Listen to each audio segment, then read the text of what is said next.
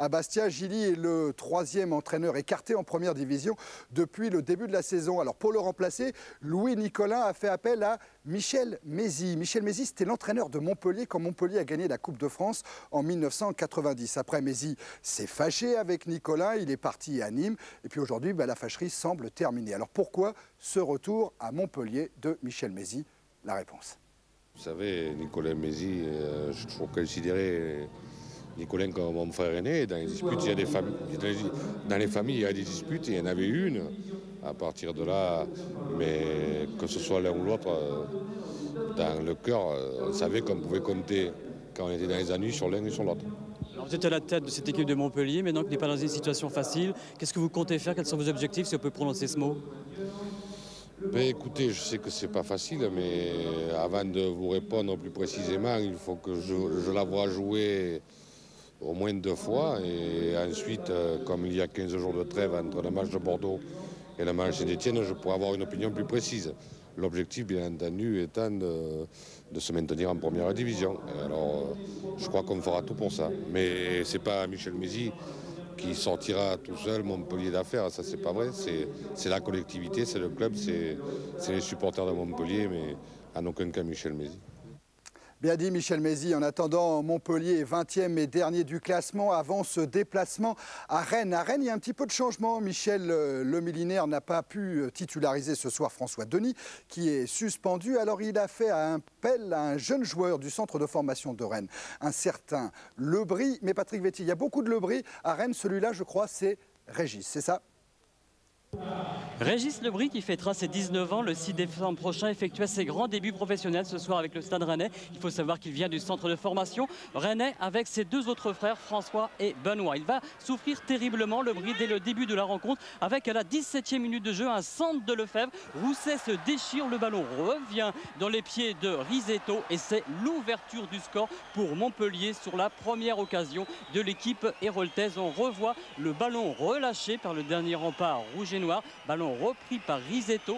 Carteron est bien sur la ligne, mais le ballon rentre au fond des filets et c'est Montpellier qui ouvre le score sur sa première action. Mais Rennes va réagir très vite, 7 minutes plus tard, avec un centre de Michel, un ballon remis dans le paquet, tête dévié des défenseurs de Montpellier, mais en embuscade Loïc Lambert est là et réussit à égaliser pour le Stade Rennais. Très belle frappe du milieu de terrain de la formation de Michel Le Milinaire. Barabé est bel et bien battu. Mais l'équipe rennaise va encore souffrir face à une formation de Michel Le Mézy qui tente le tout pour le tout. Et là, on voit une superbe parade de Gilles Rousset après une tête de Sanchez.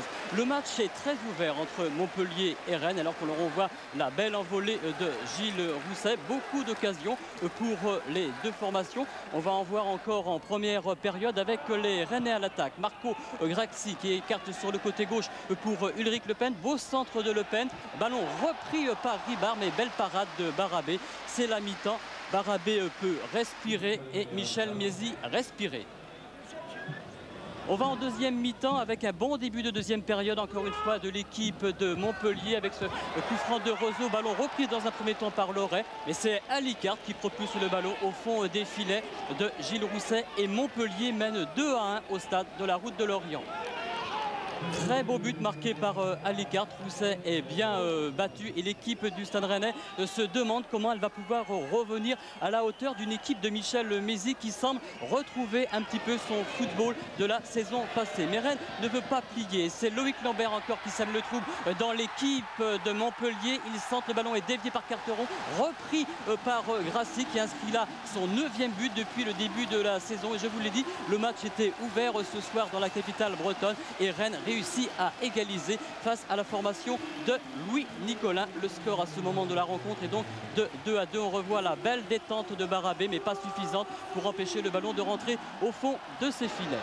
Fin de match tout à fait intéressant entre l'équipe de Michel Le Milinaire et la formation de Michel Mézy, notamment là, avec cette frappe de Lefebvre dans les tout derniers moments de la rencontre. Mais le score en restera là entre les Rennais et les joueurs de l'Hérault.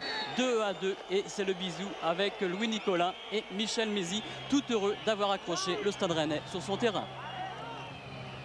Ah, c'est pas une mauvaise entrée en matière pour Michel Mézy, mais vous l'avez vu avec les clubs qui étaient juste devant Montpellier. Montpellier sera encore ce soir à la fin des matchs allés, 20e et dernier du classement de première division. Constatez, 25 buts ont été marqués en 9 matchs, c'est pas mal. Pour le moment, pas de victoire à l'extérieur, mais il reste un match à jouer.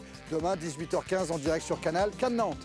Alors au classement, Nantes compte maintenant 3 points d'avance sur le Paris Saint-Germain. Lyon a pris la 3e place à Cannes. Mais Nantes et Cannes, on ne va pas vous le répéter, jouent demain. Ah, si vous ne le savez pas, c'est que vous le faites exprès. Dans la deuxième moitié du tableau, toujours Montpellier dernier, mais Sochaux et Nice sont en position de relégables. Le choc, le voilà, Michel Mézy, aux côtés de Louis Nicolin. Un centre de Lefebvre, une reprise de Risetto. Nous sommes en première période à la 14e minute.